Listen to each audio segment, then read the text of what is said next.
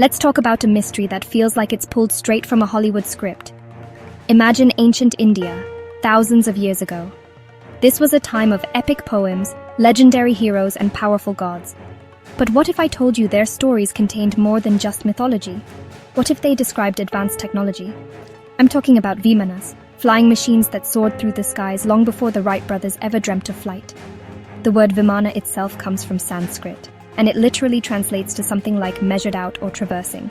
It's used in ancient texts like the Ramayana and the Mahabharata to describe incredible flying palaces or chariots used by the gods. These weren't just simple gliders. They were sophisticated craft with extraordinary capabilities. For centuries, these tales were seen as beautiful metaphors, poetic descriptions of the power of the gods. But some researchers and historians look at these texts and see something else entirely. They see detailed descriptions of aerial vehicles, complete with discussions of their power sources, their construction, and their flight patterns. Could these be more than just stories? Could they be eyewitness accounts of a technology so advanced it seems alien to us even today? The accounts are scattered throughout countless ancient Hindu scriptures, painting a picture of a sky filled with these remarkable machines. It makes you wonder what was really happening in the ancient world, a world we thought we understood. When you dive into the texts, the descriptions are surprisingly specific. They don't just say a flying chariot appeared. They talk about Vimanas that could travel between cities, between planets, and even between dimensions. They mention vehicles that could hover, move at incredible speeds, and become invisible at the pilot's command. These are not the whimsical daydreams of a primitive culture. They read like technical observations.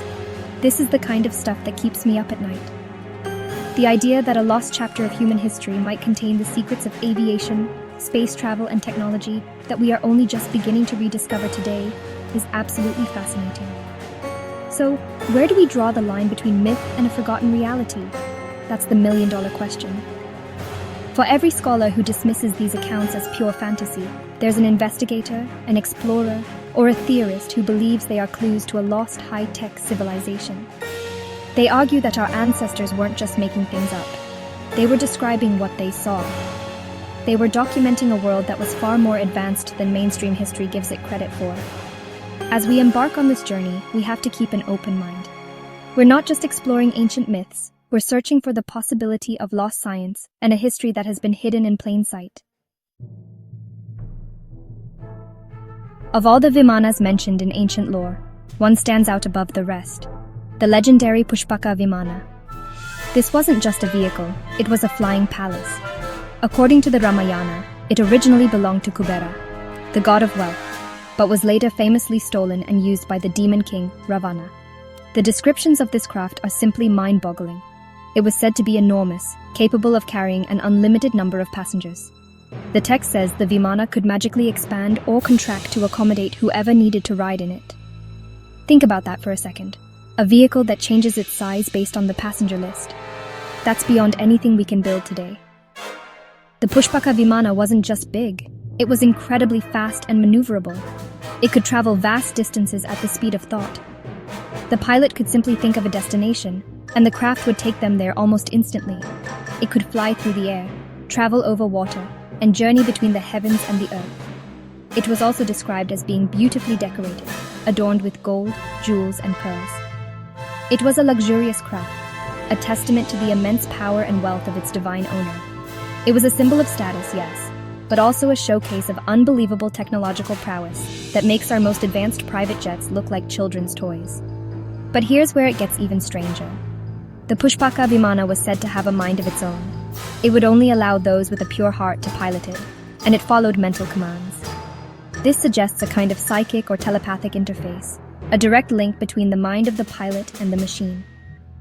We're just now exploring brain-computer interfaces in our most advanced labs, yet here it is, described in a text that's thousands of years old. Furthermore, the craft could render itself invisible, making it the perfect tool for stealth and surprise attacks, which is exactly how Ravana used it in his epic battles. This wasn't just transportation, it was a weapon of war. The story of the Pushpaka Vimana is central to the mystery of these ancient flying machines. Is it a powerful allegory for the mind's ability to travel anywhere through thought? Or is it a folk memory of a real physical object? When the hero Rama finally defeated Ravana, he used the Pushpaka Vimana to fly his wife Sita and his victorious army back home to Ayodhya.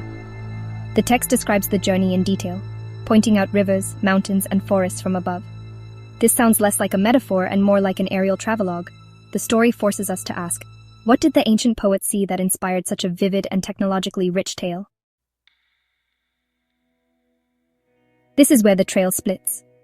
On one side, you have mainstream historians and archaeologists. For them, the answer is simple. Vimanas are myths. They are powerful symbols, literary devices used by ancient poets to convey the immense power and otherworldliness of the gods. In this view, a flying chariot is no different from a talking animal or a magical sword.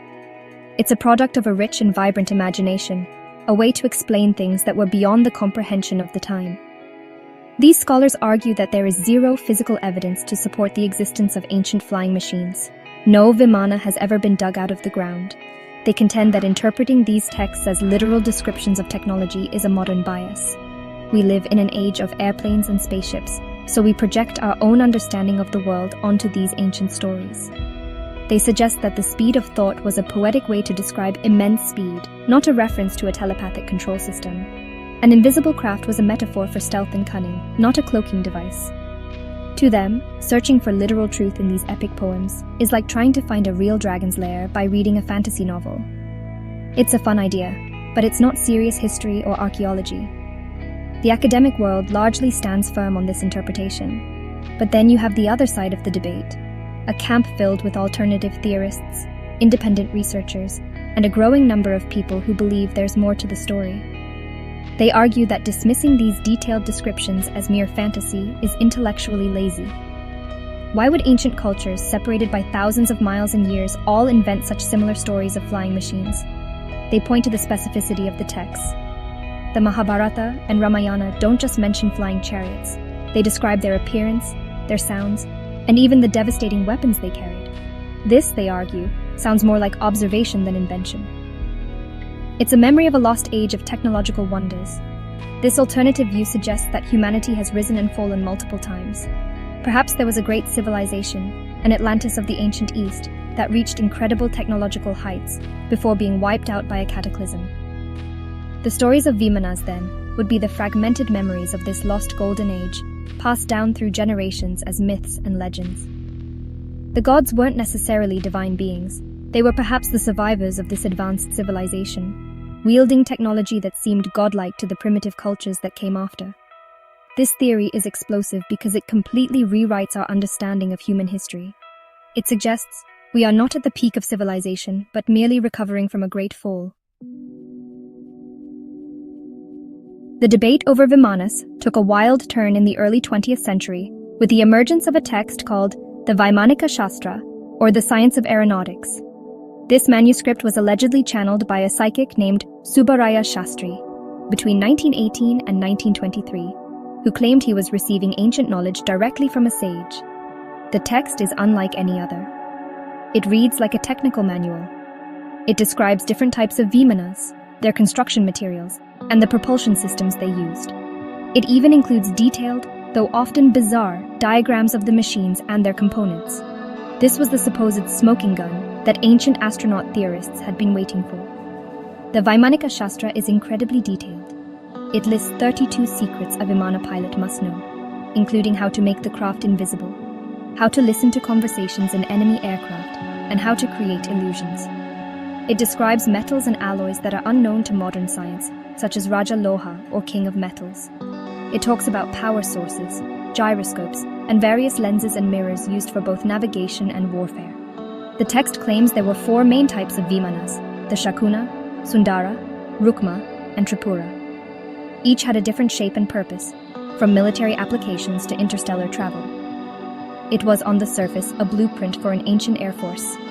However, the authenticity of the Vaimanika Shastra is hotly contested, and for good reason. Mainstream scholars and scientists have largely debunked it. Aeronautical engineers who studied the diagrams concluded that the designs were completely unaerodynamic and would never be able to fly. The language used in the text is a modern form of Sanskrit, not the ancient language you would expect from a truly old manuscript. Many critics believe it's a modern hoax, a fascinating piece of fiction created in the early 20th century, inspired by the dawn of aviation and a growing interest in India's ancient past. They argue that it's a product of its time, not a relic from antiquity. Despite the strong evidence against its authenticity, the Vaimanika Shastra continues to captivate people. For believers, the critiques miss the point. They argue that the text is a transcription of a much older work, and that details were likely lost or misinterpreted in the channeling process. They suggest that the strange materials and propulsion systems it describes are based on a different kind of science, one we don't yet understand. Whether it's a genuine ancient document or an ingenious modern creation, the Vaimanika Shastra remains a cornerstone of the Vimana mystery. It represents the ultimate promise, a lost instruction manual that could, if deciphered, unlock the secrets of the gods. One of the most intriguing and honestly controversial claims found in texts like the Vaimanika Shastra revolves around the propulsion system of the Vimanas. The theory suggests that these ancient machines were powered by something called a mercury vortex engine. The idea is that mercury, which is a heavy liquid metal, was heated to create a spinning vortex of plasma. This super-hot, energized vortex would then generate a powerful anti-gravity effect, allowing the Vimana to lift off the ground, hover silently, and move in any direction with, well, incredible speed. It sounds like something straight out of science fiction, doesn't it? A propulsion system that really just defies our current understanding of physics. This theory tries to connect the dots between the ancient texts and modern science. Some interpretations of the Sanskrit descriptions mention the use of rasa, which can be translated as mercury. The idea of a spinning vortex providing lift is also, loosely connected to our understanding of aerodynamics and electromagnetism. Proponents of this theory suggest that ancient scientists had discovered a unique property of mercury when it's put into a specific state. They believe this lost science could be far more efficient and powerful than our current rocket-based propulsion systems, which are noisy, inefficient, and rely on burning massive amounts of chemical fuel. However, from a mainstream scientific perspective, the mercury vortex engine is considered pure pseudoscience. There is just no known principle in physics that would allow a spinning vortex of mercury plasma to create an anti-gravity field. Scientists point out that heating mercury to a plasma state would require immense energy and would produce highly toxic vapors, making it incredibly dangerous for any pilot. Furthermore, the mechanics described are vague and really don't align with the laws of thermodynamics or electromagnetism as we know them. It's an exotic and, compelling idea, but one that currently has no basis in established scientific fact. It remains firmly in the realm of speculation, and yet the idea refuses to go away. It persists in books, documentaries, and online forums dedicated to uncovering lost technologies. Some theorists even connect it to modern UFO sightings, suggesting that the silent, hovering, and erratically moving craft reported by witnesses might be operating on similar principles. They argue that our science is incomplete and that the ancients may have tapped into a form of physics we have yet to discover. The mercury vortex engine is a perfect example of the central tension in the Vimana mystery. Is it a fantastical idea born from a misunderstanding of ancient texts, or is it a clue to a revolutionary technology that could change our world? The search for physical evidence of Vimanas takes us from ancient texts to the bottom of the ocean. One of the most compelling sites is the legendary city of Dwarka, the mythical kingdom of Lord Krishna. According to the Mahabharata, Dwarka was a grand fortified city that was submerged by the sea after Krishna's death. For centuries, it was considered just a myth. But in the 1980s, marine archaeologists discovered the submerged ruins of a massive ancient city off the coast of modern-day Dwarka in Gujarat, India. They found massive stone walls, paved roads, and artifacts dating back thousands of years. The legendary city was real. This discovery electrified the community of alternative historians. If the city of Dwarka was real, what about the other incredible things described in the Mahabharata? The text is filled with descriptions of epic battles that sound eerily modern. It describes weapons that could level entire armies, like the Brahmastra, a celestial weapon that created an incandescent column of smoke and fire, rising in all its splendor. The aftermath was horrific. The land was scorched, water boiled, and people and animals were burned beyond recognition. For years afterward, the text says, the land was barren, and the survivors suffered from hair and nail loss. To many, this sounds like a frighteningly accurate description of a nuclear explosion. Could these ancient battles have involved Vimanas and advanced weaponry? The Mahabharata describes epic dogfights between gods and heroes in their flying chariots. It speaks of Agneya, a fiery weapon that could not be extinguished, and arrows that could seek out their targets. These descriptions go far beyond simple swords and spears. They paint a picture of a high-tech war fought in the skies and on the ground, using technology that seems impossible for the ancient world. The discovery of a real Dwarka lends a new layer of credibility to these stories. It suggests that perhaps we shouldn't be so quick to dismiss the rest of the text as pure fantasy. Of course, mainstream archaeologists are more cautious. They agree that the ruins of Dwarka are a monumental discovery, but they argue that interpreting the Mahabharata's battle descriptions as nuclear warfare is a stretch. They see poetic hyperbole, a way for the ancient storytellers to convey the sheer horror and scale of the conflict. A weapon that burns with the fire of 1,000 suns is a powerful metaphor, not necessarily a technical specification. But the mystery remains. The stories are so specific, and the archaeological finds are so tantalizing, that it's hard not to wonder if the epic poems of India are preserving a dark and terrible truth about a war fought with lost, devastating technology. The mystery of ancient flying machines isn't confined to India. When you start looking, you find similar stories and strange artifacts all over the world. It's like finding pieces of the same puzzle in different corners of the globe. This suggests the possibility of a shared, worldwide history of advanced technology. In ancient Egypt, for example, there's the famous Abydos helicopter. Carved into a temple wall at Abydos are hieroglyphs that look uncannily like a modern helicopter, a submarine, and a jet plane.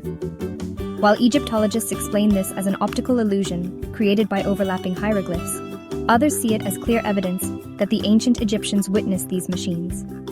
Then we travel across the Atlantic to Colombia. There, archaeologists have unearthed small golden trinkets, dating back over 1,000 years. Known as the Quimbaya artifacts, these objects look remarkably like modern airplanes. They have wings, a fuselage, and a tail fin. When engineers built scale models of these golden jets and tested them in a wind tunnel, they discovered something amazing. They were perfectly aerodynamic. They could fly. This raises a huge question. Why would an ancient culture, with no known knowledge of aviation, create perfect models of flying machines? Were they just stylized insects or birds? Or were they replicas of something they saw in the skies? The trail doesn't stop there. In Tibet, ancient Buddhist texts known as the Kangyur and Tengyur speak of flying iron birds and chariots of thunder. They describe fantastic machines that could travel great distances. Even in the ancient Hebrew text, the Zohar, there are passages that describe the intricate workings of a celestial chariot in language that sounds almost mechanical. It's as if cultures from every continent were trying to describe the same phenomenon using their own language and symbols. This global pattern is what makes the theory of a lost civilization so compelling. It's one thing for a single culture to have a myth, but it's another for the entire world to share it. So what's the connection? Ancient astronaut theorists propose that Earth was visited by extraterrestrial beings who were seen as gods, and their spacecraft became the basis for the Vimana legends. Another theory suggests a single, highly advanced human civilization, like Atlantis or Rama's empire in India, had a global reach. Its ships and aircraft were seen all over the planet, inspiring the legends we see today. Whatever the explanation, the parallels are too striking to ignore.